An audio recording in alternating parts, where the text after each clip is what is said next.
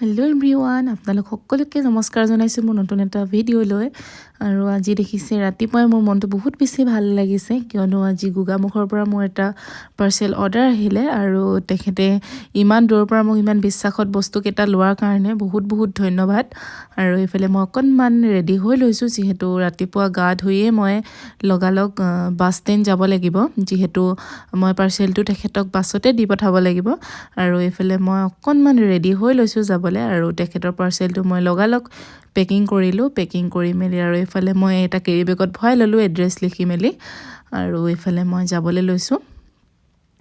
আৰু গৈ আহিয়ে মই আকৌ মাৰ লগত যাব লগা হ'ল এফালে, আৰু এইফালে আহি সন্ধিয়াই হ'ল। আৰু সন্ধিয়া এইফালে মই বনাই আছোঁ চাহ, আৰু যিহেতু আমি ওলাই গৈছিলোঁ আৰু খাবৰ কাৰণে লৈ আহিছিলোঁ পকৰি, আৰু যিহেতু আমি সন্ধিয়া চাহকাপ সকলোৱে একেলগতে খাওঁ। আৰু এইফালে আগফালে যিহেতু খুৰীয়ে চিলাই আছে এটা মোৰ ব্লাউজ, আৰু কাৰোবাক যদি কাপোৰ ব্লাউজ ডিজাইনত চিলাব লাগে তেনেহ'লে আমাৰ খুৰীৰ লগত কণ্টেক্ট কৰিব পাৰিব।